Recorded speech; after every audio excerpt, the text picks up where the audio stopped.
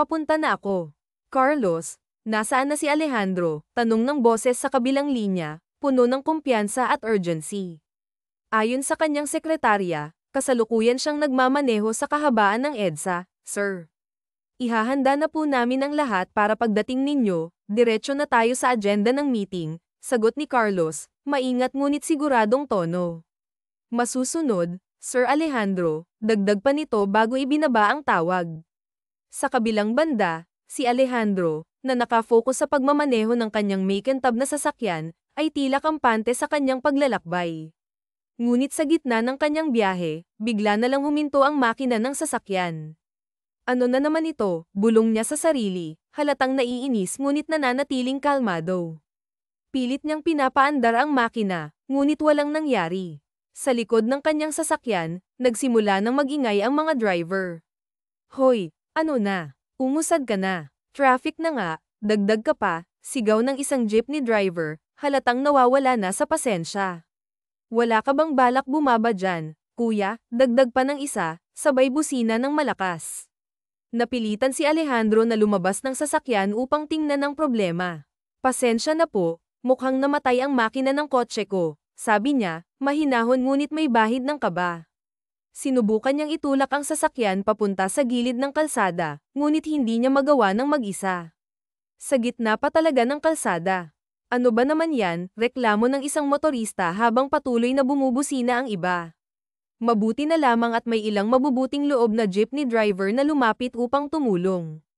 Sige, tulungan ka na namin, ay ho, sabi ng isa habang sinimulan nilang itulak ang sasakyan ni Alejandro. Huwag mo nang intindihin ang mga sinasabi nila. Mainit lang talaga ulo ng mga tao rito sa EDSA, lalo na traffic, dagdag pa ng isa, pilit na pinapakalma si Alejandro. Maraming salamat po sa tulong ninyo. Napakalaking bagay nito para sa akin, sagot ni Alejandro, puno ng pasasalamat. Kinuha niya ang kanyang wallet at binigyan ng tig-1,000 ang mga tumulong. Para saan ito? Tanong ng isa, halatang nagulat sa biglaang biyaya. Para makatulong sa boundary ninyo. Maraming salamat po ulit, sagot ni Alejandro, ngumingiti ng taos-puso. Salamat po, sir. Malaking tulong ito sa amin, ani ng isa pang driver, halos maiyak sa tuwa. Matapos magpasalamat sa mga tumulong, tumawag si Alejandro sa kanyang sekretarya.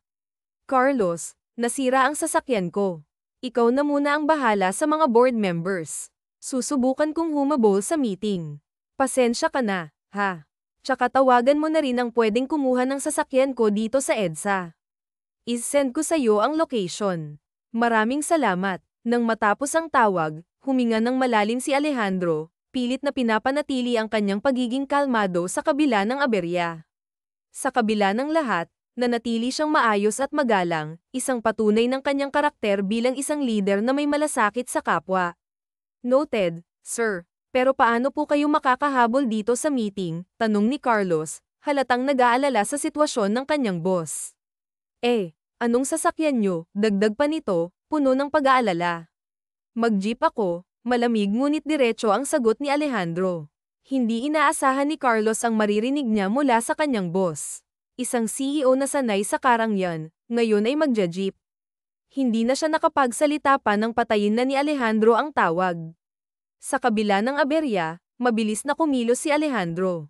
Agad siyang nag-abang ng jeep at sumakay. Habang nasa loob, ramdam niya ang mga tingin ng mga pasahero. Ang kanyang corporate attire na maayos at mamahalin ay tila umaangat sa gitna ng simpleng kasuotan ng iba. Sa kabila ng mga tingin, nanatili siyang kalmado. Hoy, hindi ka ba naiinitan sa suot mo? Tanong ng isang matandang babae na nakaupo sa kanyang tabi, halatang nag-aalala sa kanya. Ngumiti si Alejandro, nako, hindi naman po. Salamat. Malumanay ang kanyang sagot, na tila nagpapakita ng kanyang pagiging mapagkumbaba. Habang tumatakbo ang jeep, sumakay ang dalawang bata na may daladalang sobra. Bigla silang kumanta, ang kanilang mga boses ay puno ng damdamin. Sikapin mo, pilitin mo, tibayan ang iyong puso, tanging ikaw ang huhubog sa iyong bukas. Huwag mo sanang akalain na tutulog pa. Ando ang buhay mo ay mayroong halaga sa kanya. Ang kanilang awitin ay tila tumagos sa puso ng bawat pasahero. Ang ilan ay napaluha, habang ang iba ay tahimik na nakikinig. Nang matapos ang kanta, Nagpalakpakan ng mga nasa jeep. Tila sandaling nakalimutan ng lahat ang init at ang bigat ng araw. Pagkatapos ng kanta, nagsalita ang isa sa mga bata, "Kaunting tulong lang po, ate, kuya.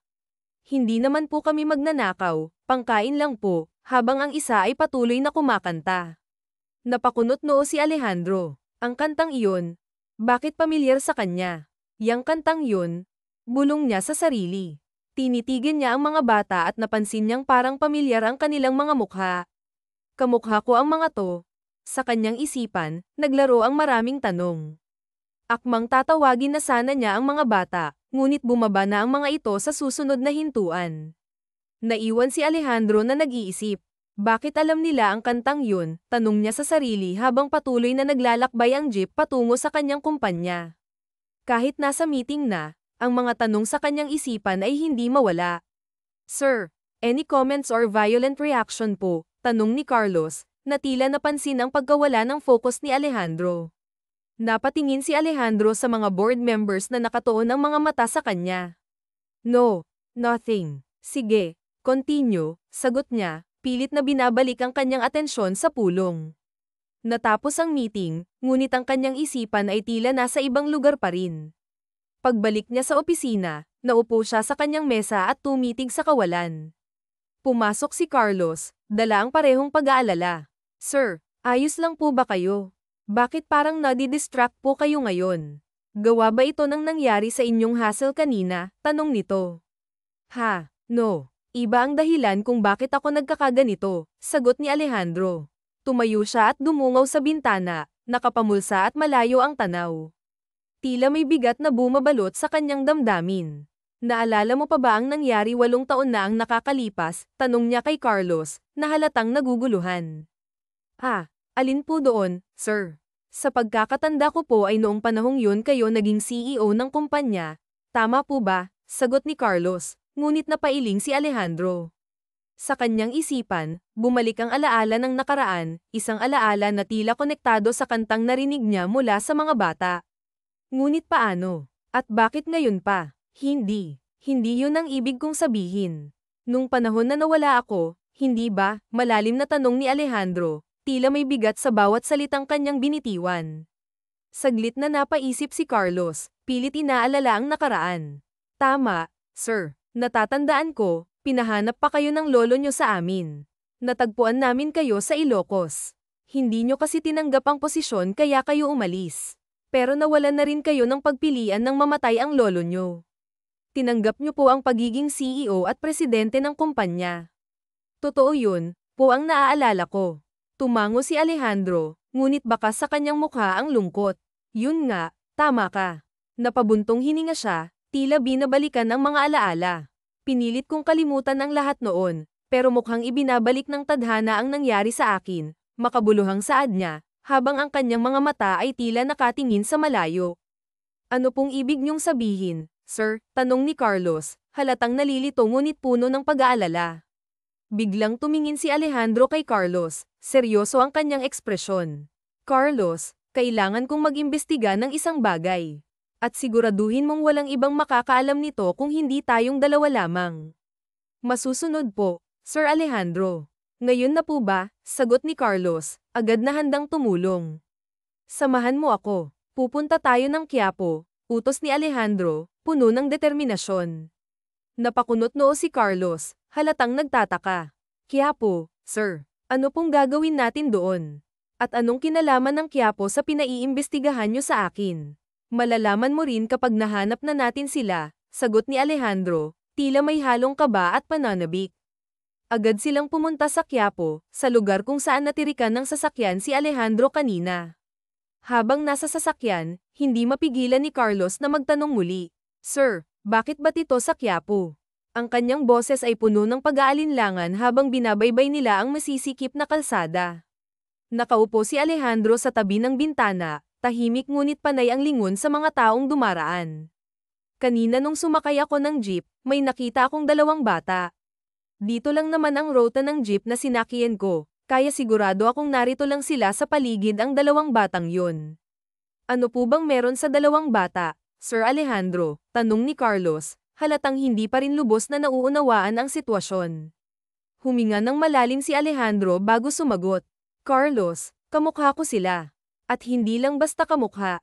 Ang kantang kinakanta nila kanina sa jeep, isang tao lang ang nakakaalam ng kantang iyon. Ang totoo, kaming dalawa lang. Kaya paano malalaman ng iba ang kantang iyon? Malakas ang kutob ko na may kinalaman ng dalawang batang yun sa akin at sa nangyari sa akin sa Ilocos 8 taon na ang nakalipas. Napahinga ng malalim si Carlos habang lumilingga sa paligid, pilit na hinahanap ang sinasabi ng kanyang boss. Kahit hindi niya lubos na nauunawaan, alam niyang mahalaga ito kay Alejandro. Biglang tumayo si Alejandro mula sa kanyang kinauupuan.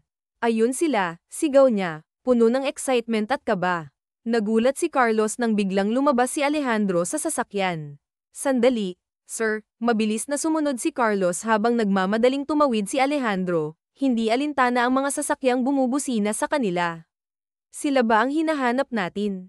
Yung dalawang batang yun, tinuro ni Carlos ang dalawang batang kabababa lamang ng jeep. Oo, sila nga. Halika na, puntahan natin sila. Kinakabahan ngunit determinado si Alejandro. Halo-halong emosyon ang kanyang nararamdaman, takot, pag-asa, at pananabik. Habang tumatawid sila sa kalsada, tumutunog ang mga busina ng mga sasakyan, ngunit wala siyang pakialam. Ang mahalaga, mahuli niya ang pagkakataong ito. Pasensya na po, may hinahabol lang kami, paulit-ulit na paghingi ng paumanhin ni Carlos habang mabilis silang tumatawid sa kalsada. Ang mga busina ng sasakyan ay sunod-sunod, ngunit hindi ito alintana ni Alejandro. Abala siya sa pagsunod sa dalawang bata, ang kanyang mga mata ay hindi maalis sa kanila. Hanggang sa makarating sila sa isang makipot na eskinita, doon niya nakita ang mga bata na tila seryosong nag-uusap. Magkano na naipon natin, Diego? Tanong ng mas matanda, na ngayon ay nalaman niyang si Santiago. Doon lang napansin ni Alejandro ang hindi maipagkakailang pagkakahawig ng dalawa. Magkamukhang magkamukha sila, na tila kambal. Nasa 200 pa lang, Kuya Santiago, sagot ni Diego, halatang may bahid ng pag-aalala sa kanyang tinig. Ganun ba? Kulang pa yan eh. Mother's Day na, kailangan makaipon tayo ng pambili ng bulaklak para kay inay. At sana, bagong damit din, saad ni Santiago, ang kanyang boses ay puno ng determinasyon. Ngunit tila nag-aalinlangan si Diego. Sa tingin mo ba magugustuhan niya yon? Siguradong tatanungin niya kung saan natin nakuha ang pambili. Hindi niya alam na rumaraket tayo sa jeep. Tiyak na pagagalitan niya tayo. Bahala na, sagot ni Santiago na may ngiti, pilit na binibigyan ng lakas ng loob ang kapatid. Saka na natin isipin ang idadahilan. Ang unahin natin ay ang makaipon kahit 500. Biglang humawak si Diego sa kanyang tiyan, halatang gutom na siya. Nagugutom na ako, Kuya Santiago, mahina niyang sabi. Meron naman, pero tiisin mo muna. Mamayang gabi kakain tayo para makatipid. Mas madadagdagan pa ang pambili natin ng regalo kay inay. Hinawakan ni Santiago ang braso ng kanyang kapatid, hinihila ito palayo. Halika na, hanggat marami pang namamasada. Ngunit bago pa sila makalayo, biglang may hamarang sa kanila, 2 lalaki. Isa rito ang may seryosong ekspresyon na tila alam ang lahat tungkol sa kanila. Isabela, yun ba ang pangalan ng inay niyo? Tanong ni Alejandro, na nanatiling nakatitig sa 2 bata. Nagulat si Santiago, ngunit agad siyang nagtanong, paano niyo po nalaman ang pangalan ng inay namin? Sino po kayo? Sumabat naman si Diego, ang kanyang mga mata ay nangingislap sa pagtataka. Oo nga po, at paano niyo po nalamang anak niya kami? Kilala niyo po ba ang inay namin? Huminga ng malalim si Alejandro bago sumagot, ngunit halatang may halong emosyon ang kanyang boses. Hindi lang kaibigan. Hali kayo, sumama kayo sa akin. Kung nagugutom na kayo, bibilhan ko kayo ng masarap na pagkain. Huwag kayong mag-alala, ako ang magbabayad kahit anong gusto niyong kainin. Bagamat nag-aalangan, napapayag din ang 2 bata. Naalala nila ang bilin ng kanilang ina na huwag sasama sa kahit na sinong hindi nila kilala. Ngunit ang kabutihan sa mukha ni Alejandro at ang pangako ng pagkain ay tila nagbigay sa kanila ng tiwala. Pumunta sila sa isang malapit na restaurant. Doon, pinaupo sila ni Alejandro at agad na nag-order ng masasarap na pagkain. Habang hinihintay ang pagkain, hindi mapigilan ni Alejandro na magtanong. Ilang taon na kayo? Tanong niya, habang pinagmamasdan ang dalawa. Sumagot si Diego, na tila mas pala kaibigan sa kanilang dalawa. 7 po, kambal po kami, pero si Kuya Santiago po ang unang lumabas kaya tinatawag ko po siyang kuya. Napatingin si Carlos kay Alejandro, tila nag-aalangan ngunit hindi na nagtanong. Si Alejandro naman ay tila hindi mapakali, halatang may malalim na iniisip. Nasaan ang mga magulang nyo? Ang tatay nyo, tanong ni Carlos, na hindi na napigilan ang sarili. Tahimik ang dalawa, ngunit halatang may lungkot sa kanilang mga mata. Ang sagot nila ay tila magdadala ng mas maraming tanong kaysa sagot. Wala po kaming tatay eh, mahina ngunit malinaw na sagot ni Diego, habang iniwasang tumingin sa mga mata ng kausap. Napatingin si Carlos kay Alejandro, tila naghahanap ng reaksyon mula sa kanya. Ang inay nyo, nasaan siya ngayon? Tanong ni Alejandro, pilit na pinapakalma ang kanyang boses. Nagtatrabaho po, mabilis na sagot ni Santiago, na halatang nagiging mas maingat. Saan siya nagtatrabaho? Usisa pa ni Alejandro. Ang kanyang boses ay bahagyang bumaba, tila ba nag-aalala. Sa bar po, sagot ni Diego, halos pabulong. Napaayos bigla ng upo si Alejandro, halatang nabigla sa narinig. Ang kanyang mga mata ay bahagyang nanlaki, ngunit pinilit niyang itago ang emosyon. Saang bar? Tanong niya ulit, mas mahinahon ngunit puno ng interes. Pasensya na po, hindi po namin alam. Hindi kasi kami pinapapunta roon ni inay, paliwanag ni Santiago, ang kanyang boses ay may halong lungkot at pagkahiya. Noong minsang sinubukan naming sundan siya, nahuli niya kami at pinagalitan. Biglang tumingin si Santiago kay Alejandro, ang kanyang mga mata ay nagliliyab ng proteksyon para sa kanyang ina. Moalang-galang na po, pero bakit niyo ho tinatanong kung saan nagtatrabaho si inay? Bakit po parang interesado kayo sa kanya? Sino ho ba kayo? Ano ho kayo ni inay? Ang kanyang boses ay matigas, puno ng pagdududa. Baka mamaya po, masamang tao lang kayo, tapos nag-aalala lang kayo ng impormasyon tungkol sa nanay namin. Sumang-ayon naman si Diego, na kahit may hawak pang fried chicken sa kamay ay tumingin din ng seryoso kay Alejandro. Oo nga po, kung hindi po kayo kaibigan ni inay, ano niya po kayo? Tanong niya habang patuloy na kumakain, ang kanyang inosenteng kilos ay tila nagpapagaan sa tensyon ng sitwasyon. Hindi pa rin nakontento si Santiago. Saan po kayo nagkakilala ni inay? Paano niyo po siya kilala? Hindi naman po kami taga rito eh. Sunod-sunod niyang tanong, halatang nagiging mas mapaghinala habang tumatagal. Napangiti ng bahagya si Alejandro at Carlos, hindi dahil sa tanong kundi sa katalinuhan at tapang ng dalawang bata. Napakatalinong mga bata, bulong ni Alejandro, halos para sa sarili. Sa Ilocos, sagot niya sa wakas. Doon kami nakatira dati. Sumabat si Diego, tila naguguluhan.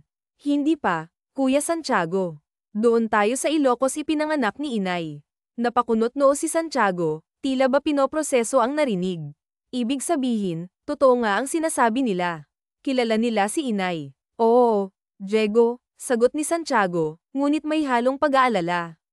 Kilala nga nila si inay, pero hindi tayo nakakasiguro kung kilala ba sila ni inay at kung anong kailangan nila sa atin. Baka naman kaya nila tayo pinapakain ngayon ay dahil may masama silang balak.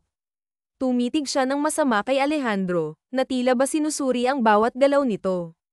Baka katulad ng mga nababalitaan natin sa lansangan, na nawawala ang mga bata dahil kinikidnap para tanggalan ng laman loob tapos itatapon sa ilog. Napalunok si Santiago at hinayla ang braso ng kapatid. Bilisan mo na dyan, Diego, aalis na tayo. Sandali, pagpigil ni Alejandro, ang kanyang boses ay may halong pakiusap. Saan kayo pupunta? Aalis na po kami, matatag na sagot ni Santiago. Maraming salamat po sa pagkain. Pero kung ginagawa niyo po ito dahil may kailangan kayo kay inay, hindi ho namin kayo matutulungan. Kung sa ganitong paraan namin mapoprotektahan si inay laban sa inyo, hindi po namin sasabihin kung nasaan siya.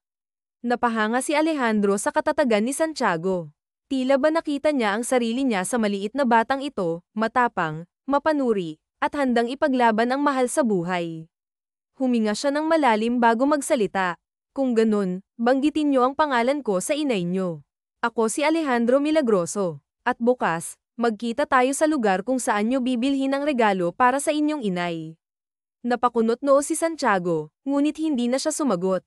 Sa halip, Hinayla niya si Diego palabas ng restaurant, habang si Alejandro ay nanatiling nakatitig sa kanilang papalayong mga likod. Hindi na ho kailangan, kaya po naming mag-ipon. Maraming salamat na lang po. Tuluyan nang umalis ang dalawang bata. Napasandal na lamang si Alejandro sa kanyang upuan. Walang duda, kamukha niyo nga sir, kaugali pa, komento naman ni Carlos habang napapainom ng soft drinks, napapailing at natatawa pa nga. Sabi ko sa'yo di ba, sila ang nakita ko kanina. At kung anak nga ni Isabela ang mga to, malaki ang posibilidad na totoo ang hinala ko. Bakit, sir? Ano bang relasyon niyo sa Isabela na yun? Gusto kong malaman kung tama ba ang pagkakaintindi ko kanina.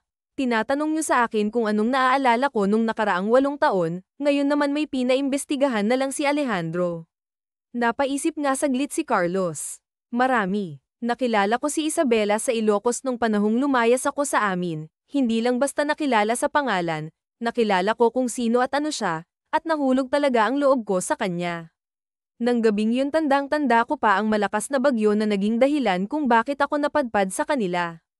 Pinatuloy ako ng pamilya niya at si Isabela ang nag-asikaso sa akin, at nang gabing yun pinagsaluhan namin ang sarili naming bagyo. Pagkwento nga nito, nanatiling nakikinig si Carlos sa kanyang boss. Mabuti na lamang mapagkakatiwalaan naman talaga ni Alejandro si Carlos kaya nasasabi ng lalaki ang mga to sa kanyang sekretarya. Pero nang kinabukasan, agad akong natunton nila lolo. Hindi ako nakapagpaalam ng maayos kay Isabela at sa pamilya niya. 1 taon nang muli akong nakabalik, wala na sila at may nakapagsabi sa akin sa iba na sila tumira kaya hindi ko alam na may anak na pala siya at posibleng ikaw ang ama. Tama ba, sir? Pagtutuloy naman ni Carlos. Yun nga ang hinala ko. Malakas ang lukso ng dugo ko kay Santiago at kay Diego kaya kunin mo na ang baso at kutsara na ginamit nila para iPad na test, kasama nitong mga ginamit ko. Ako na ang baalang magbayad sa lahat at ako na rin ang baalang pumunta sa bar. Tumanggo-tango si Carlos. Naintindihan ko po, sir, tatawagan ko po kayo kaagad kapag lumabas na ang resulta. Muling bumantong hininga si Alejandro habang seryosong nakatitig sa kawalan. Umalis na si Carlos at naiwan na lamang siya sa pagkainhan. Kung kinakailangan kong puntahan lahat para makita ka Isabela, gagawin ko. Ilang bar ba ang meron sa Quiapo? Kaagad siyang nag-research para malaman nga ang kanyang mga katanungan. Maraming bar sa Quiapo pero 3 lang ang pinakamalapit sa pinaglalagian ng 2 bata. Sigurado akong isa sa mga bar na yun meron si Isabela dahil hindi niya papayag ang makalayo ang kanyang mga anak, wika ni Alejandro sa kanyang sarili. Kailangan ko siyang puntahan at kausapin. Dahil kung akin nga ang batang yun, hindi ko sila hahayaang mag-isa at nakikipagsapalaran para mabuhay dito sa Manila gayong kaya ko namang mag-provide para sa kanila. Tumayo na si Alejandro sa upuan para magsimula na sa kanyang plano. Inisa-isa niya ang bar na malapit sa ruta ng jeep na sinasakyan ng 2 bata para Ma'am Alamos. Ito na ang huling bar. Sambit ni Alejandro nang matanawan niya ang bar sa kanyang harap. Halos 9:00 na ng gabi nang makarating siya rito dahil sa dami ng mga bars na sinubukan nga niyang silipin at matyagan. Pumasok siya at sumalubong sa kanya ang saliw ng musika. Ang gandang yun, wika ni Alejandro at napatingin siya sa stage. Isabela, ikaw nga, narito ka nga natapos ang ananta na nakatitig lamang si Alejandro sa magandang babae na nasa gitna na siyang pinapalakpakan ng mga tao. Magandang gabi sa inyong lahat. Maraming salamat sa pagpunta rito sa bar. At ang kantang kinanta ko kanina ay ang huli ko ng kanta ngayong gabi. Maraming salamat sa pakikinig ha. Mag-enjoy kayo ngayong gabi, nakangiting wika ni Isabela sa mga tao. Nagsimula na ang malakas na tugtog sa bar pagkatapos niyang bumaba sa stage. Nagsitayo na rin ang mga tao upang umindayog sa gitna, pero si Alejandro, sa dami ng taong naroon, isa lang ang nakikita niya, walang iba kundi si Isabela. Isabela, Isabela, sandali, ako to, si Alejandro Milagroso. Natatandaan mo pa ba ako? Magkakilala na tayo sa Ilocos, sunod-sunod na litanya niya. Nang habulin niya si Isabela, hinawakan pa ni Alejandro ang braso ng dalaga kaya napansin siya nito kaagad. Alejandro, anong ginagawa mo rito? Natutulirong tanong ng dalaga. Mag-usap tayo, Isabela. May kailangan tayong pag-usapan. Anong kailangan nating pag-usapan? Wala na tayong dapat pag-usapan pa. Umalis ka na. Marami pa akong gagawin, may mga trabaho pa ako, Kaya bitawan mo ako, mariing saad naman ni Isabela. Teka, Isabela, tuluyan nang nakaalis ang babae. Wala namang nagawa si Alejandro kung hindi ang pagmasdan ito sa malayo. Kung kailangan kitang hintayin para magkausap tayo ng masinsinan, gagawin ko, Isabela. Marami akong tanong na kailangan mong masagot, bigkas ni Alejandro sa likod ng kanyang isipan. Ito na po ang order nyo, sir. Magalang na wika ni Isabela sa mga lalaking hinahatiran niya ng pagkain. Oh, bukod sa singer, waiter ka rin dito, Isabela, namamanghang tanong ng matandang lalaki. Opo, sir, singing waiter po ako rito, kaya may oras na kumakanta ako, pagkatapos, itutuloy ko na ang pagsisilbi sa mga customers, pagsisilbi, kung gayon. Pupwede mo ba akong pagsilbihan, kahit isang gabi lang, saad naman ng isang customer na medyo tipsy na nga. Ano pong ibig niyong sabihin, medyo mataray na saad ni Isabela. Alam mo na yun, Isabela. Hindi na tayo mga bata para ipaliwanag ko pa sayo. Ano, sasama ka ba sa akin? Babayaran man kita kahit magkano, saad pa nito. Sandali, kung sasama ka sa kanya, pwede bang bukas, sa akin ka naman sumama? Mas malaki ang ibabayad ko sayo, singit pa nga ng isang lasing na lalaki. Triplehan ko ang ibabayad nila, sa akin ka nalang sumama, Miss Beautiful.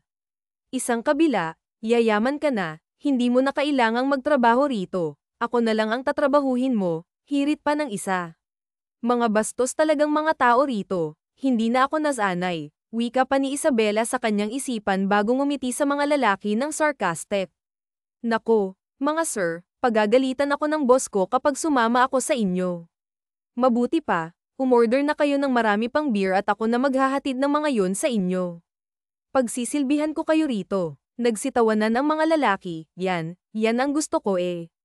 Bigyan mo pa kami rito ng tig-iisang case ng beer tsaka ng isang platong sisig tsaka barbecue. Nagulat si Isabela nang hipuin ng isa ang puwitin niya. Nginisyan lang siya nito at kinindatan. Sinubukang kumalma ni Isabela habang naglalakad papunta sa kusina, pero hindi niya kaya. Ganun humanda ka sa akin, duduraan ko ang pagkain mo. Puno ng panggigigil pa na bulong ni Isabela sa kanyang sarili. Bumalik na siya sa table ng mga lalaking yun para dalhin ang pagkain na in-order nila ngunit nagulat siya sa natagpuan. Teka, anong nangyari sa inyo? Tanong ni Isabela sa mga lalaki. Binugbog kami ng syota mo, Miss Isabela. Hindi mo naman sinabing may boyfriend ka na pala. Bakit ka pa nagtatrabaho rito kung ganun? Mayaman naman pala ang boyfriend mo eh, umiiyak na sambit ng lalaki bago naglakad papaalis. Boyfriend? Wala naman akong boyfriend tak ang saad naman ni Isabela. Pero, saad ng customer, sinungaling ka, Isabela. May mga anak na raw kayo, sabi niya eh. Ano, sigaw pa ni Isabela. Ayun siya nakatingin ng masama. Inupakan niya kami dahil binastos ka raw namin, tinuro ng lalaki si Alejandro na naroon sa kabilang table habang nakatingin ng masama sa mga ito. Napabuntong hininga na lamang si Isabela bago lumapit kay Alejandro. Ano bang problema mo? Balak mo bang sirain ang paghahanap buhay ko ha?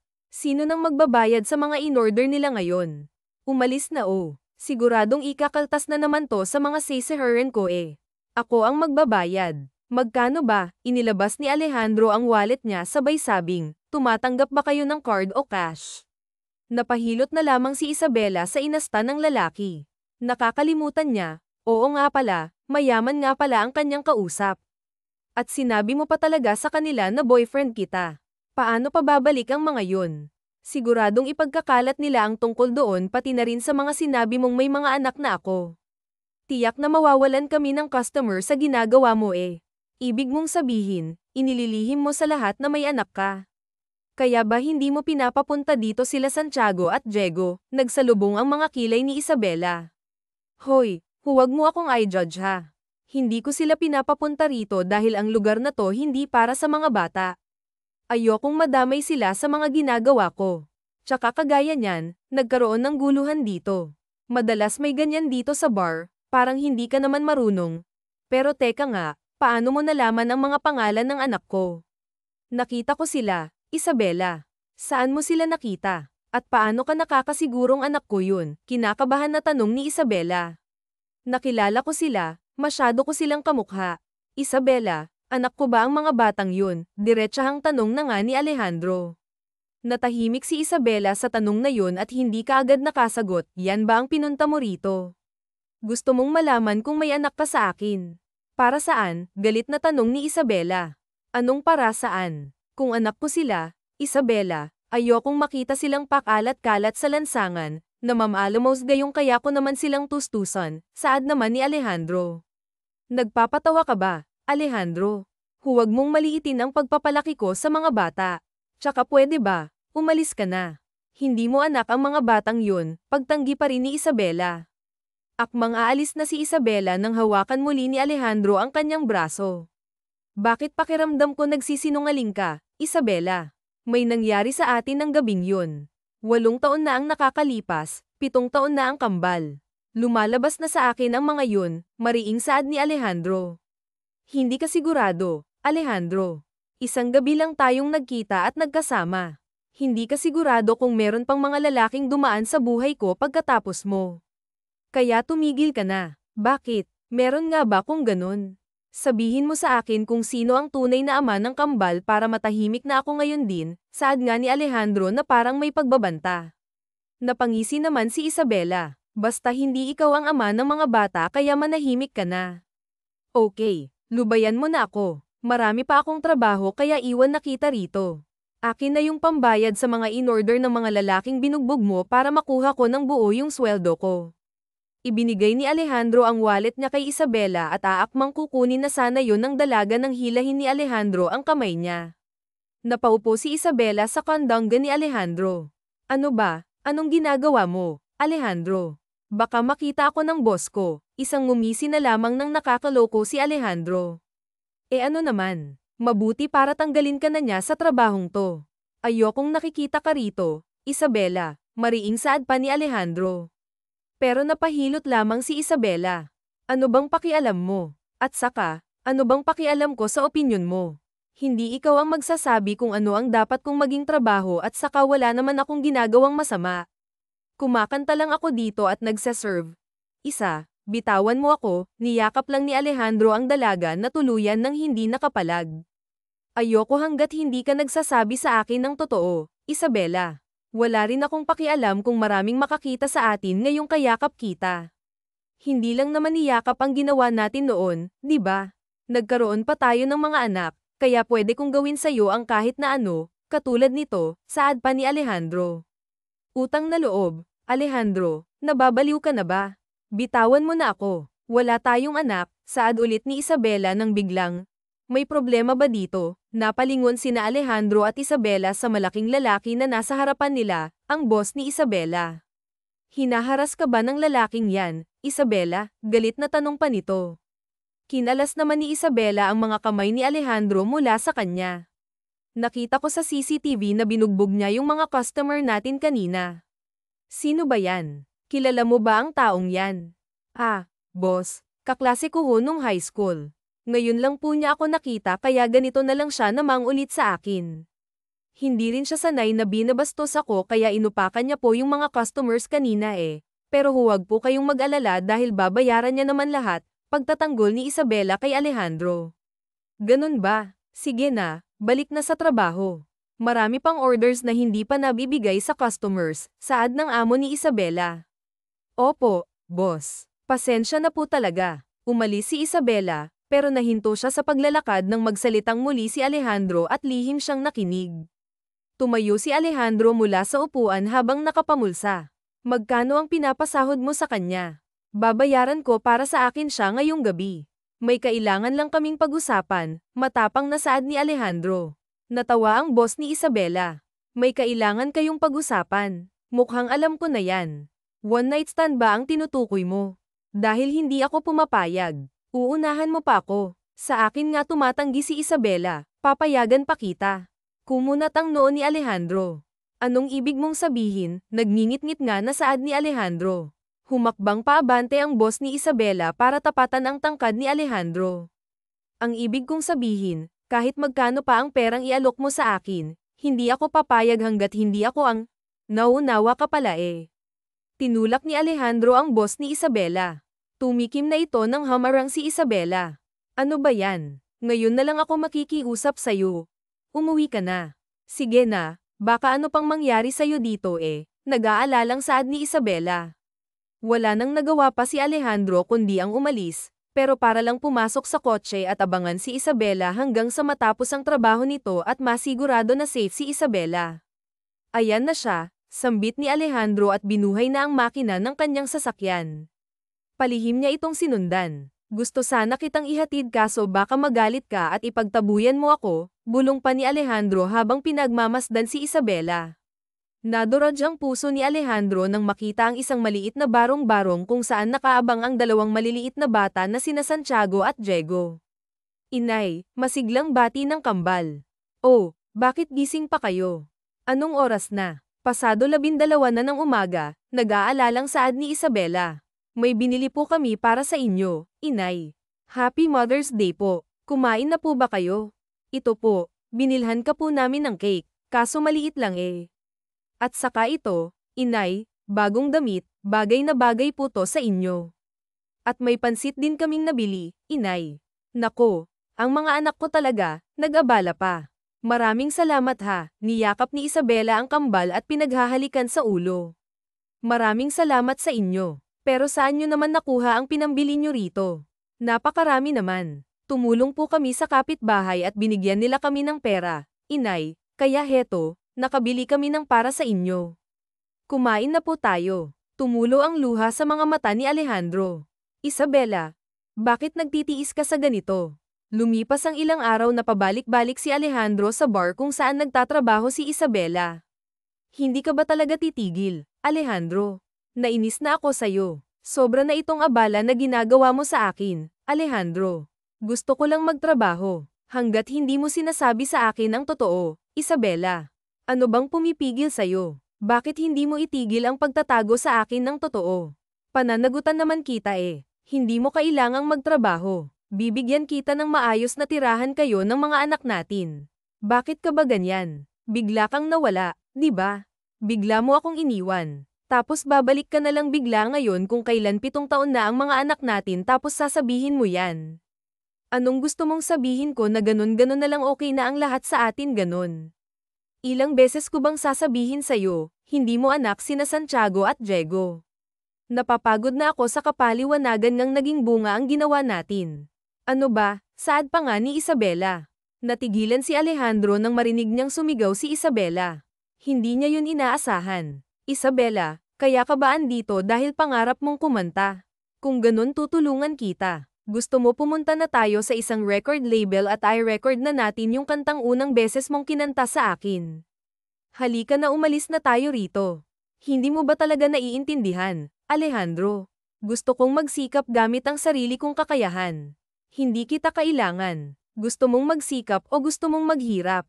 Pinahihirapan mo lang ang sarili mo.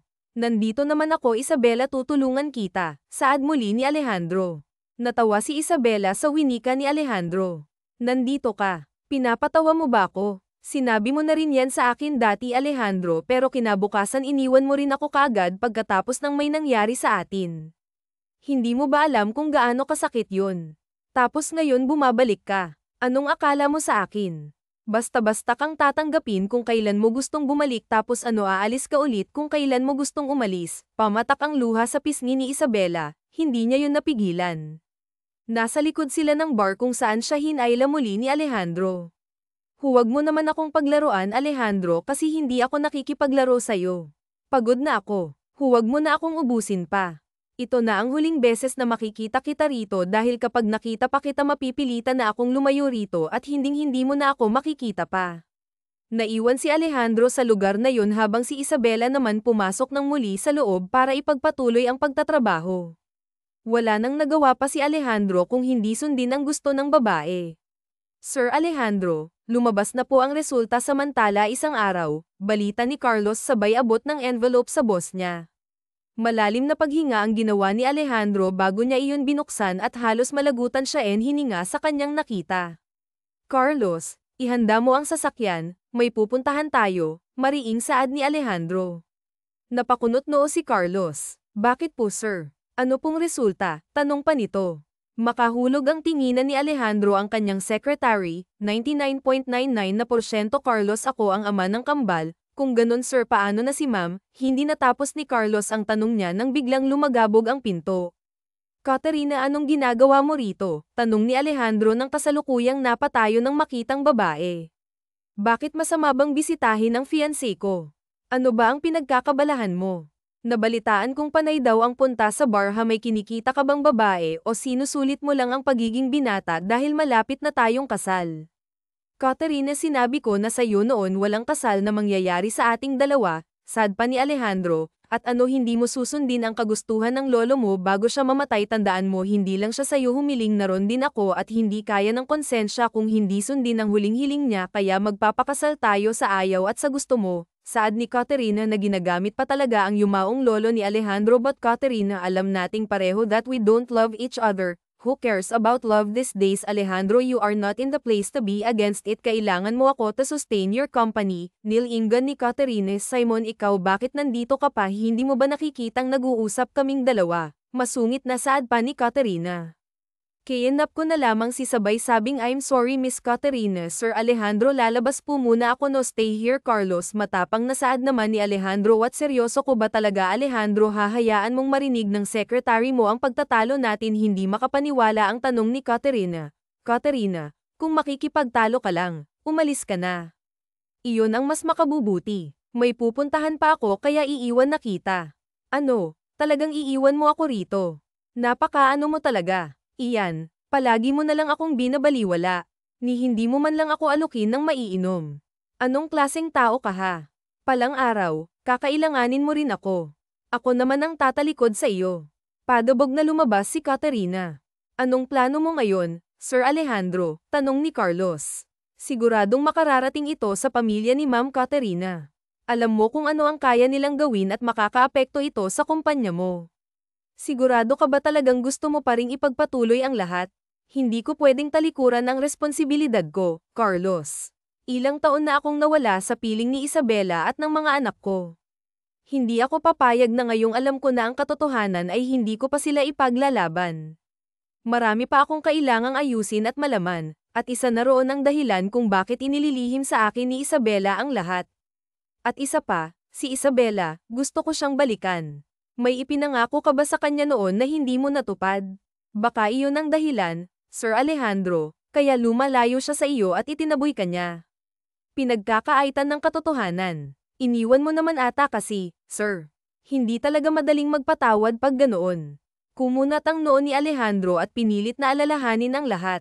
Napatitig na lang si Alejandro sa kawalan nang biglang may bumalik sa kanyang alaala, kasal.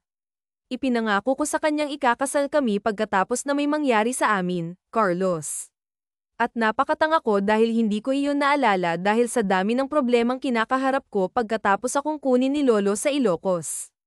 I'm so stupid. I felt so stupid. I feel bad for Isabela. Kailangan kong magpaliwanag sa kanya. Kailangan ko siyang puntahan. Masusunod, Sir Alejandro, ihahanda ko na ang sasakyan mo. Mabilis na pumunta si Alejandro sa bahay ni Isabela, pero nakita niyang walang katao-tao sa lugar na iyon. Saan sila pumunta? Tanong ni Alejandro sa kanyang sarili. Umalis na ba talaga sila? Naisipan ni Alejandro na pumunta sa bar kahit tanghaling tapat na, at katulad ng inaasahan, wala pang tao roon kung hindi ang guard lang. Masyado kang maaga, sir. Mamaya pa po ang pasok sa bar, wika ng guard kay Alejandro. Nagbabaka sakali lang po. Napadaan dito si Isabela. Isabela. Iyong singer, sir. Nag-resign na po siya kagabi. Narinig ko rin po, nagpaalam na siya sa mga customers kagabi na huling beses na niya sa lugar na to, saad pa ng guard. Bakit? Bakit daw siya nag-resign? Kinakabahang tanong naman ni Alejandro. Sinabi niyang may mga anak na siya at hindi niya gustong makita siya ng mga ito kung kakanta man daw siya ay sa lugar kung saan pwedeng pumunta ang mga anak niya para mapakinggan siya. Iyon po ang nadinig ko, saad naman ng guard. Humanga si Alejandro sa naging desisyon ni Isabela, pero dahil din doon ay mukhang mahihirapan siyang hajilapan muli ang babae. Hoy, nabalitaan mo na ba yung nangyari kay Isabela? Saad ng isang babae. Napalingon si Alejandro sa mga babaeng papasok sa likod ng bar. Ang alin? Tungkol ba sa umalis na siya? Hindi. Kanina lang, narinig kong nasa ospital si Isabela. Ano? Bakit siya nasa ospital? Biglang sigaw ni Alejandro na punong-puno ng pag-aalala. Anong nangyari sa kanya? Saad niya kahit hindi niya kakilala ang mga babae? Kapwa nagulat ang mga babae kay Alejandro, pero nakaya nilang sagutin ang mga tanong nito. Hindi. Walang nangyari sa kanya pero sa mga anak niya meron. Nabundol ng sasakyan ang kambal niya kaya nangangailangan ng dugo ang mga iyon. Kaso dahil sa dami ng pasyente sa ospital, hindi rin sila maasikaso. Nakakaawa talaga. Kahit ako kung AB negative lang sana ang type ng dugo ko, tutulong ako, kaso hindi saang ospital naroon si Isabela? Tanong na ni Alejandro. Sa San Lazaro, sagot naman ng babae. Mabilis na umalis si Alejandro pagkatapos magpasalamat para puntahan ang San Lazaro Hospital. Patuloy na nanalangin na sana maabyutan niya pa ang mga ito doon. Isabela, hintayin niyo ako, papunta na si Papa. Pinaharurot ni Alejandro ang kanyang kotse papunta sa ospital. Nang makarating siya ay agad niyang hinanap si Isabela. Isabela, malakas na pagtawag ni Alejandro sa babaeng naroon sa kwarto kasama ang dalawang batang punong-puno ng dugo. Alejandro, ang mga bata. Umiiyak na pagsamo naman ni Isabela kay Alejandro, tulungan mo ako. Kailangan kita para sa mga anak natin. Kailangan kanila. Pakiusap. Tumulo ang luha sa mga mata ni Alejandro. Hindi pa niya magagawang magtanong. Sinabi na ni Isabela ang nais niyang marinig, siya ang ama ni na Santiago at Diego. Confirmed sa DNA test at mismo kay Isabela. Parang may humihimod mainit sa kamay ng kanyang puso. Naiintindihan ko. Hintayin mo ako dito. Kakausapin ko ang doktor para mailipat na kayo sa emergency room. Katulad ng pangako ni Alejandro ay kinausap niya ang doktor. Ginamit niya ang pera at koneksyon niya para mas maasikaso ang kanyang mga anak. Type AB negative ako, Dok, sa akin kayo kumuha ng mga dugo para sa mga anak ko. Namumuo ang luha sa mga mata ni Alejandro habang nakatingala sa kisame. Nasa kama na siya at kasalukuyang kinukuhanan ng dugo. Sana maging maayos na ang lahat.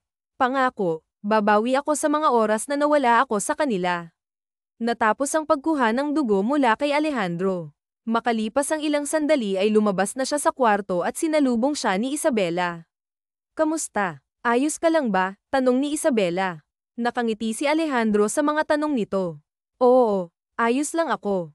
Ikaw, kamusta ka? Sobrang nag-aalala ako sa mga bata. Para akong masisiraan ng bait.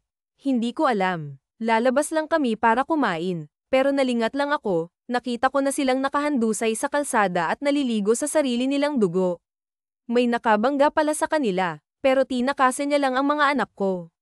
Wala siyang awa, iyan dapat sa kanya, ay pakulong, mariing saad pa ni Isabela. Nanginginig ang mga labi ni Isabela habang nagpapaliwanag, ganoon din ang mga kamay nito kaya hinawakan iyon ni Alejandro. Huwag kang mag-alala, magiging maayos din ang lahat, Isabela. Hahanapin natin kung sinong may gawa nito sa mga anak natin. Hinaplos ni Alejandro ang buhok ni Isabela bago hinalikan ang noo para kumalma. Ako nga rin, Isabela, masisiraan na yata ako ng bait. Hindi ko mapigil ang matuwa sa kabila ng nangyari dahil ngayon alam ko na ang totoo na mga anak ko sila, Santiago at Diego, na mga anak natin sila. Pero at the same time, nag-aalala talaga ako para sa kanila kaya halo-halo na ang emosyon na nasa akin kaya halos mabaliw na talaga ako. Napakagat labi si Isabela. Wala akong pagpipilian. Wala akong choice kung hindi nangyari ito. Wala naman talaga akong balak munang sabihin sa iyo iyan dahil ayokong malaman mo dahil iniwan mo ako. Bakit mo ipagkakait sa akin ang mga bata? Saad pa nga nito? Alam mo ang dahilan iyan. Alam mo marami kang hindi ginawa ng mga pangako mo sa akin dati. Ibinigay ko sa iyo ang aking sarili. Pinagkatiwalaan kita dahil nga ako ka napapaninindigan mo ako at pakakasalan pero nagising na lang ako na wala ka na sa piling ko. Hindi ko alam kung saan ka hahagilapin iniwan mo ako sa ere na hindi ko mapigilan questionin ang lahat kung isa ka lang bang magandang panaginip o isa kang bangungot na dumating sa akin na parang bagyo iniwan mo akong sira iniwan mo ako sa ere nung bunga ang ginawa natin wala ka itinakwil din ako ng pamilya ko iyan wala akong kahit na ano kaya napilitan akong pumunta rito para hanapin ka kaso masyado ka ng mataas para maabot ko baka nga nakalimutan mo na ako kaya sinubukan kong ibaon sa limot ang lahat. Halos maluha-luha si Alejandro sa kwento ni Isabela dahil napakarami palang pagsubok ang pinagdaanan niya. Patawarin mo ako, Isabela. Akala ko ako ang iniwan mo. Patawarin mo rin ako kung pinili ko ring kalimutan ka dahil kinailangan kong gawin para magpatuloy sa buhay. Pero ngayong nandito na ako. Bigyan mo ako ng pagkakataong ayusin ang lahat. Ayusin natin ang atin. Babawi ako. Tulungan mo akong tuparin ang mga pangako ko sa iyo na hindi ko natupad. Gusto kong bigyan ng magandang buhay ang mga anak natin, pati na rin ikaw. Gusto kita ang pakasalan, diretsahang saad ni Alejandro. Sir Alejandro, biglang sigaw naman ni Carlos. Naputol ang pag-uusap nila nang may tumawag kay Alejandro. Pareho silang napalingon. Hindi mo magugustuhan ang balitang sasabihin ko sa'yo. Si Caterina, siya ang nakabangga sa kambal mo, Sir Alejandro, balita ni Carlos. Napakunot noo si Alejandro. Hindi siya makapaniwala. So, hindi lang pala aksidente ang lahat, dahil imposible. Anong sabi mo? Totoo ba iyan? Tanong ni Isabela. Tumango si Carlos. Yes, sir. Nakita sa CCTV ang plate number ng kotse ni Caterina. Siya ang nakabangga sa dalawa mong anak, Sir Alejandro, at kitang-kita rin sa CCTV kung paano niya tinakasan ang mga ito. Nagngingit-ngit ang panga ni Alejandro sa galit. Sino si Caterina? Nalilitong tanong naman ni Isabela. Nagkatinginan sina Alejandro at Carlos. Ah, Isabela, saka ko na ipapaliwanag sa iyo ang lahat. Pagbalik ko, ito ang number ko. Tawagan mo ako at balitaan kapag nagising na ang mga anak natin o kapag may kailangan ka. Babalik ako rito. May kailangan lang akong harapin. Sandali, iiwan mo ako dito. Lumingon si Alejandro at ngumiti sa babae. Huwag kang mag-alala. Ito na ang huling beses na iiwan ko kayo, saglit lang pagkatapos nito hindi na ako mawawala sa piling mo, sa piling nyo. Napangiti siya at hinalikan pa sa noo si Isabela. Tayo namon para makabalik kaagad tayo. Galit na pumunta si Alejandro sa mansyon ng pamilya ni Caterina. Caterina, lumabas ka dyan. Harapin mo ako, pasiga pa nga na saad niya. Bumukas ang gate. Sir Alejandro, ano pong problema? Bakit niyo po kinakalampag ang gate? Tanong ng maid na nagbukas ng gate para kay Alejandro. Nasaan si Caterina? Mariin na tanong ni Alejandro. Nasa loob po sir, tatawagin ko po. Medyo kinakabahan pa nga ng saad ng maid, mabilis na tumakbo ito upang hajilapan si Caterina. Anong dahilan bakit siya pumunta rito? Kanina lang ay kung ipagtabuyan niya ako sa agaran hindi ako bababa, sigaw ni Caterina narinig hanggang sa living room. Pero sumigaw si Alejandro, hindi pwedeng makatakas si Caterina sa kanyang ginawa. Caterina, lumabas ka sa kwarto mo, mag-usap tayo, kung ayaw mong ay pakulong kita, alam ko ang ginawa mo. Nagpakunot si Caterina. Anong ay pakulong, anong kaguluhan ta Alejandro, bakit ka sumisigaw? Sambit ng mga magulang ni Caterina na ngayon kada rating lang sa living room na din ang lolo at lola ni Caterina. Nakapunolanagan ang ingay sa sala. Ano pong dahilan yang magaling niyo pong anak? Dahil muntik nang mapatay ni Caterina ang mga anak ko, nabanggaan niya ng kotse ang mga ta at tinakasan niya lang, hindi tinulungan. Kung hindi ko pa agad nalaman ay baka kung nawalan na ako ng pagkakataong matulungan sila. Sandali nga, anong mga anak iyan? May mga anak ka na, anong ibig mong sabihin? Sanggal ng ina ni Caterina. Paraan mo lang ba to para hindi matuloy ang kasal niyo ng anak ko? Nagre-rebelde ka ba sa lolo mo? Hindi ka na naawa sa kaluluwa niya? Saad pa ng ina ni Caterina. Matagal na akong tutol sa kasal namin ni Caterina at ngayon nagkaroon na naman ako ng dahilan para hindi ituloy ang kasal, kaya ilabas niyo po ang anak niyo kung ayaw niyong mapilitan akong ipahuli siya sa mga pulis. Sa saad pa ni Alejandro.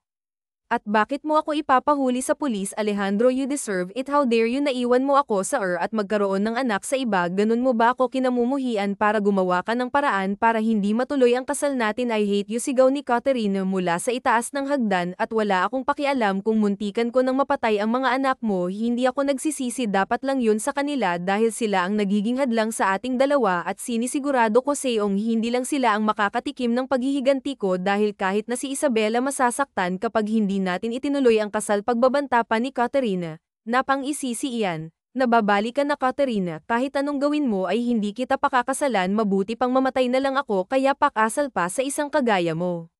Malakas na humalakhak pa si Caterina na parang maldemonyo. Kung ganon, so be it. Inilabas ni Caterina ang hawak niya at itinutok kay Alejandro. Napasinghap naman ang pamilya ni Katerina sa kanilang nasaksihan kung hindi ka rin naman mapapasakin mabuti pang wala ng makinabang saw na aalala mo pa ba nung araw na nakita ka ng lolo mo sa Ilocos ako ang nagsabi sa kanya kung nasan ka ako ang dahilan kung bakit nalayo ka sa babaeng kinababaliwan mo ako rin ang dahilan kung bakit hinihiling ng lolo mo napakasalan mo ako at katulad ngayon ako pa rin ang nagiging dahilan kung bakit hindi kayo magkakasama ni Isabela kung hindi ako magiging masaya hindi rin kayo magiging masaya walang magiging masaya sa pamilyang ta at ipinutok na nga ni Katerina sa bubong kaya nagsigawan ang mga tao sa loob ng mansyon. Anak ibaba mo yan sigaw naman ang ina ni Katerina. Katerina calm down your lolo and lola are here sad pa nga ng ama niya wala po akong pakialam kahit kailan naman hindi ko naramdamang pamilya ko kayo palagi nyo akong kinokontrol sawang-sawa na ako at ngayong meron na akong isang gustong mangyari sa buhay ko hindi nyo pa ako susuportahan bakit gusto ko lang namang pakasalan si Alejandro kaya kung hindi kami kakasal mabuti pang mawala na lang kami no anak we're here palagi para suportahan ka kaya ibaba mo na yan at mag-usap tayo itutuloy natin ang kasal ninyo ni Alejandro hindi ba iyan pakakasalan mo ang anak namin hindi ba? Nauutal pa nga na saad ng ina ni Alejandro na tila desperada na nga rin nagngingit-ngit naman ang ngipin na saad ni Alejandro, oo pakakasalan kita kaya ibaba mo na yan saad na lang lamang nito para huminahon na si Katerina kahit hindi naman talaga yon ang gagawin niya. Napalingon na lamang si Moon sa kanyang boss na ngayon sinalubong niya kap si Katerina nakuha na rin ni Alejandro ng hawak ni Katerina Sir Alejandro akala ko ba hindi mo pakakasalan si Katerina paano na sila Isabela at ang mga anak mo na sila 1 at 2 sunod-sunod na tanong ni Moon nang makasakay sila ng kotse narinig mo naman ang pag-uusap kanina at ang nangyari pero kasalang kailangan ni Ma'am Katerina kailangan niya ng madala sa mental hospital na babaliw na siya para pagtangkaan tayong lahat paano ang mag-iina mo sir sigurado akong hindi siya titigil kaya nga kailangan ko ang gawin para protektahan ang Majay ina ko para masigurado na ligtas sila hanggang sa may sigawa ko ang plano ko sana lang maintindihan ni Isabela sir hindi niya maintindihan kung hindi maipapaliwanag paniguradong naghihintay na sila nila 1 at 2 sa ospital hindi ka pa ba niya tinatawagan nag-alalang tanong din ni mo nagkibit balikat naman si Alejandro bago tinignan ang cellphone niyang naiwan niya sa kotse kanina tinawagan niya ako maraming beses paniguradong gising na ang mga bata ikaw na lang muna ang pumunta sa kanya dahil hindi ko kayang humarap sa kanya at sa mga anak ko hindi ko kayang ipaliwanag ang lahat ng tanang hindi siya masasaktan na intindihan ko Sir Alejandro pero siguradong malulungkot sila Ma'am Isabela kapag sinabi ko sa kanya ang totoo huwag mo munang sabihin ako ng bahala may iba akong plano na mas makabubuti para sa ating lahat maghahanap lang ako ng tiyempo pero pansamantala ibigay mo sa kanya ang lahat ng kailangan nila bilhan mo sila ng bahay damit pagkain gamitin mo onong card ko ngayon mismo para may lugar silang uuwian at hindi na doon sa barong-barong na pinagtitiyagaan nila masusunod po Sir Alejandro saad na lamang ni Carlos lumabas na si Carlos ng kotse ni Alejandro samantalang si Alejandro naman na natili lang ng ilang minuto sa sasakyan habang malal na nag-isip sana lang gumana itong plano ko saad niya sa kanyang sarili. Samantalang si Isabela pabalik-balik na naglalakad sa kwarto ng kanyang mga anak sa ospital inay nahihilo na po ako sa inyo oo nga po inay kanina pa po kayo dumudungaw sa labas tapos palakad-lakad po kayo pabalik-balik may hinihintay po ba kayo magkasunod na sa ADP na Dos at Santiago? Siyang babalik, siya kaya hinihintay ko siya, saad naman ni Isabela. Napakunot noo si Diego, sino, inay? Saglit na napaisip si Isabela. Ang papa niyo, si Papa. Nakita niyo na po si Papa. Oo, Santiago, nakita ko na ang papa niyo. At alam kong nakita niyo na rin kung sino siya. Mamaya lang, babalik siya para puntahan kayo. Kanina, nandito siya. Siya ang nagbigay ng dugo sa inyo kaya narito kayo at buhay. Gusto niya rin kayong makapiling at makasama, saad ni Isabela. Hindi na po ako makapaghintay na makita si Papa, inay. Naiiyak ako. Ilang taon mo pong sinasabi sa amin na wala kaming ama dahil iniwan niya tayo, pero ngayong sinabi mong nagbalik na siya para sa amin, hindi ko po mapigil ang maluhad dahil gusto ko rin po siyang makita at makasama. Napatigil si Isabela. Hindi ba kayo magagalit sa papa niyo dahil iniwan niya tayo dati? Hindi po, Nay. Magagalit lang po kami sa kanya kung iiwan niya tayong muli. Ayoko na po kayong makitang mag-isa. Sana kung meron man po pala kaming papa, gusto ko po na magkakasama tayo palagi, lalo na po kayo, inay, para may nag-aalaga at nagpapangiti na rin po sa inyo. Kayo inaalagaan nyo naman ako pinapangiti nyo pa rin ako, mahal nyo ako at mahal ko rin kayo, mga anak ko, saad ni Isabela. Kahit na, inay, iba pa rin po kapag buo ang pamilya. Katulad po ng ibang mga kaibigan namin, nainggit nga po kami minsan kapag nakikita namin silang may kasamang papa, tapos kami po, wala. Gusto rin po namin ng papa, inay.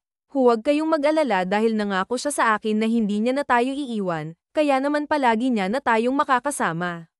Lagi na natin siyang makakasama at siguradong lahat na gustuhin niyo ibibigay niya dahil babawi raw siya.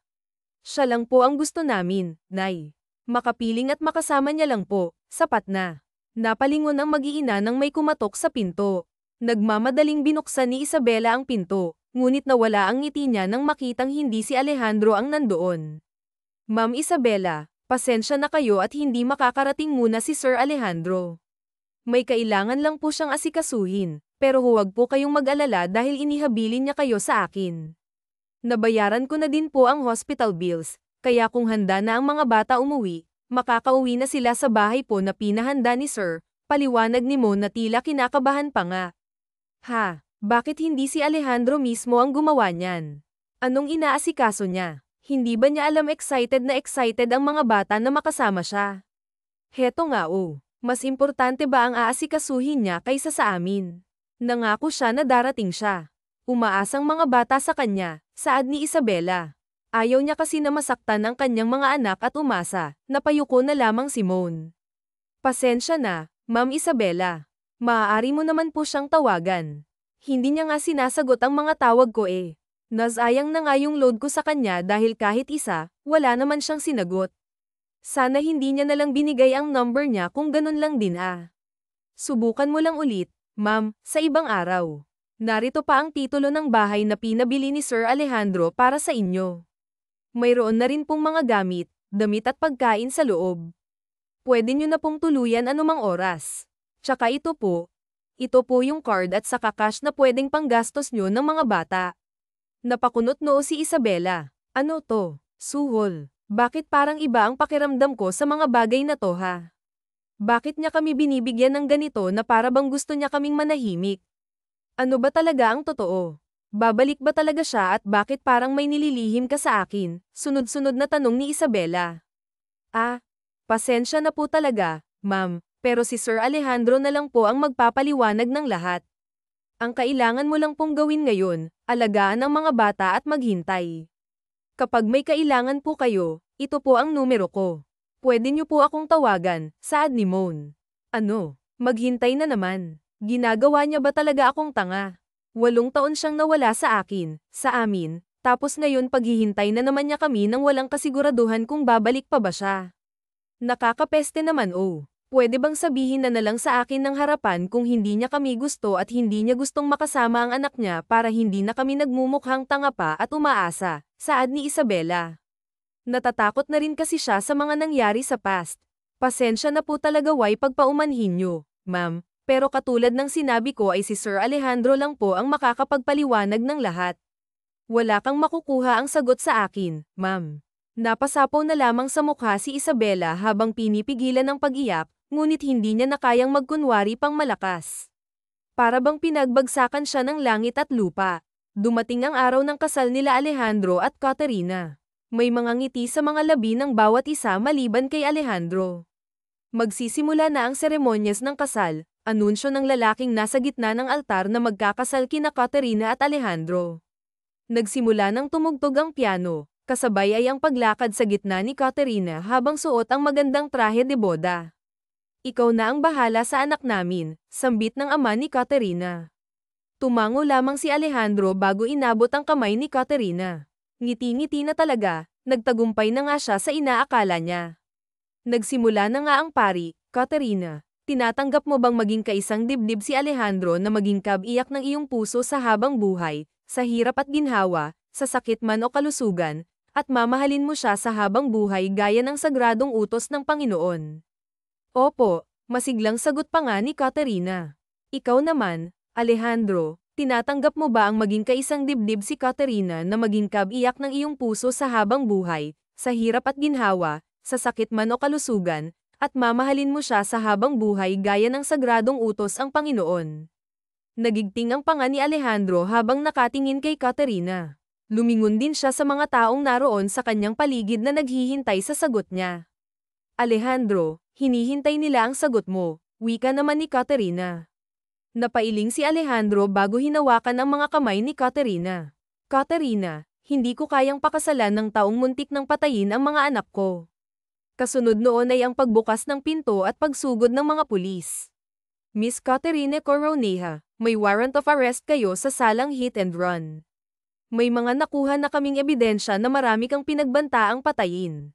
You have the right to be silent at anumang sabihin mo maaring gamitin laban sa'yo, bigkas ng isang pulis habang pinapakita ang isang kasulatan. Anong ibig sabihin nito, Alejandro? Bakit may mga pulis? At bakit hinuhuli nila ang anak ko, saad ng ina ni Katerina? Ang apo ko. Anong nangyayari sa apo ko, saad ng lola nito? Malaking komosayon ang nangyari sa loob ng kasalan, kapwa hindi makapaniwala sa mga sinasabi ng pulis. Miss Katerina, sumama na po kayo sa presinto at doon po magpaliwanag. Painesasan na nga ng mga pulis ang kamay ni Katerina. Hindi totoo ang mga binibintang niya sa akin. Mom, Dad, do something. Wala akong ginagawang masama, Alejandro. Ano ang ginagawa mo sa akin?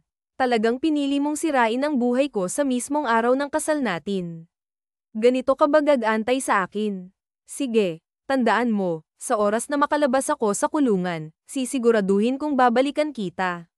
Ma'am, Dad, piyansahan niyo po ako. Ano ba? Sigaw ni Katerina. Hinailan na ng mga pulis si Katerina papalabas upang dalhin sa presinto. Si Alejandro naman nakahanda nang umalis nang tawagin siya ng pamilya ni Katerina. Piyansahan namin ang anak namin, Alejandro, saad naman ang ina ni Katerina.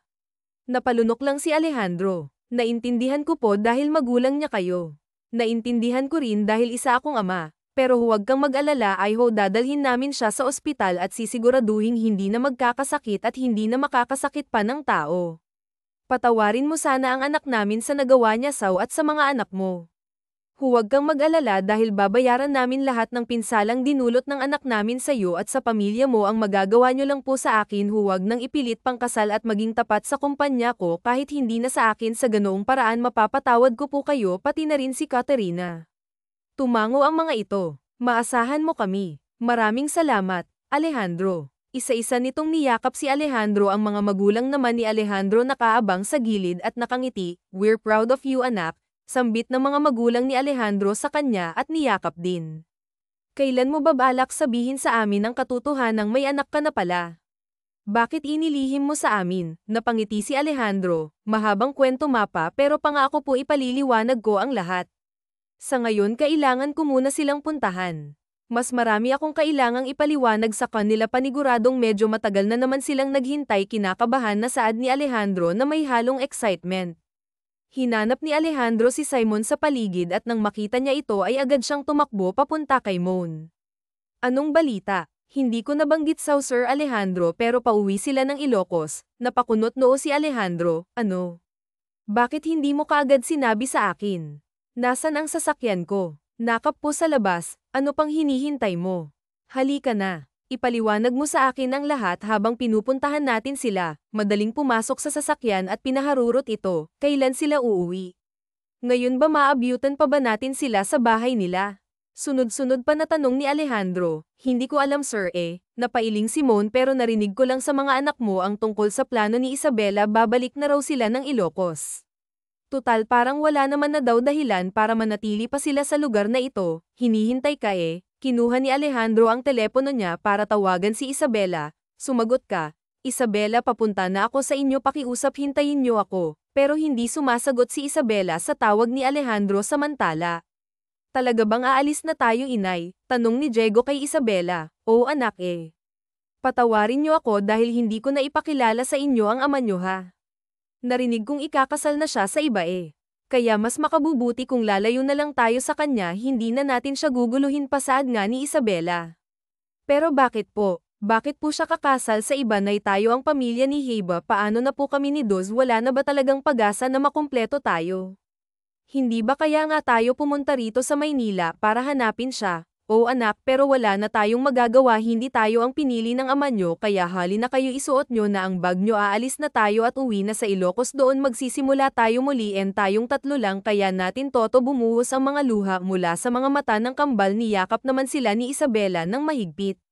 "Patawarin niyo ako mga anak ko, hindi ako nakapili ng lalaking tayo ang palaging pipiliin, masyadong naging marupok ang puso ko para ibigay ang lahat sa kanya, pero ngayong nakikita ko kayo na nasa harap ko, wala akong pagsisisi, patawarin niyo sana ako kung nagmahal ako kaagad, saad pa nito. "Wala po yun inay, hindi nyo po kailangan humingi ng tawad, mahal na mahal ka po namin, kahit tayo lang po tatlo magiging masaya po tayo, tsaka magsusumikap din po kami, tutulungan po namin kayo." Napangiti si Isabela habang naluluha, "Mahal na mahal ko rin kayo mga anak ko, halina na, umalis na tayo." Lumabas na silang mag-iina sa bahay na binili ni Alejandro para sa kanila, dala nila ang kani-kanilang mga gamit, isinara ni Isabela ang pinto nang biglang may tumawag sa kanyang pangalan, "Isabela." Agad na nahulog ni Isabela ang susing hawak niya, nagulat siya. "Isabela, nito na ako, hindi mo na kailangan umalis, hindi nyo na kailangan umalis ang mga anak natin." Kinakabahan na saad ni Alejandro. Lumapit si Alejandro kay Isabela na kasalukuyan pa ring nakatalikod dahil hindi magawang harapin ng lalaking unang tumalikod sa kanya. "Isabela, patawarin niyo ako kung na-late ako, pero tumupad pa rin naman ako sa pangako ko, iba, patawarin mo lang ako kung ngayon lang." Ako hinawakan ni Alejandro ng braso ni Isabela para ipihit sana paarap sa kanya, pero nanatili itong nakatalikod, kinukubli ang mga pagluha.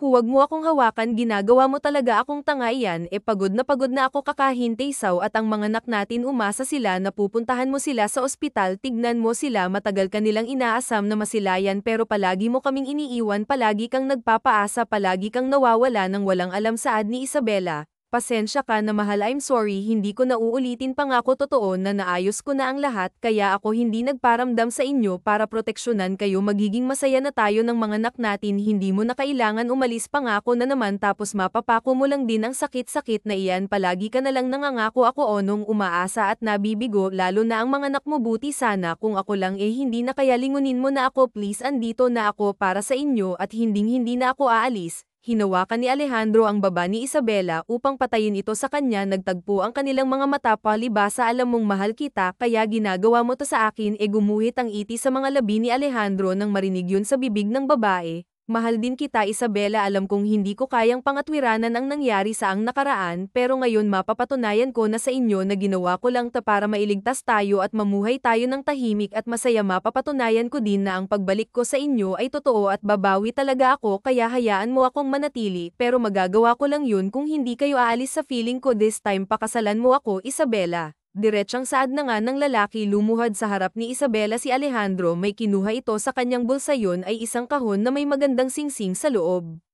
"Marami akong nagawang nakasakit saw sa inyo, naiintindihan ko kung bakit pinili mong ilihim sa akin ng mga anak natin, muli kitang iniwan dahil may inayos lang ako, katulad ng kagustuhan mo makulong ang taong nakabangga sa mga anak natin. Tinupad ko, ngayon nandito na ako sa harap mo at nangangakong hindi na mawawala pa at aalis at hindi kayo iiwan. Pwede bang pagbigyan mo ako sa huling pagkakataon Isabela, this time pangako kung ang susunod na pag-alis ko ay sa sandaling mawalan na ako ng hininga, pero bago yun ibibigay ko sa iyo ang lahat sa inyo, pasasayahin ko kayo palagi at ang mga anak natin, and Isabela, will you marry me?" Sunod-sunod na saad ni Alejandro. Mapugto ang hininga ni Isabela sa tanong na yun. "Totoo na ba yan Alejandro?" "Oo Isabela, totoo na, ta promise, mamatay man ako, huwag naman, paano kita pakakasalan kung mamamatay ka?" Saad naman ni Isabela, "Kung ganun, pumapayag ka ng may kasal sa akin?" Napamulat ng mata si Alejandro. "Oo Alejandro, pumapayag ako, katulad ng pagpayag ko sa iyo noong gabing nagkasama tayo." Naluluhang tumayo si Alejandro habang sinusuot kay Isabela ang singsing, hindi niya napigilan pang halikan si Isabela. "Alejandro, may mga bata?" Bulong pa nga ni Isabela. Napatingin naman si Alejandro sa dalawang cute na bata na nasa tabi nila na kanina pa namamangha sa nasa saksihan.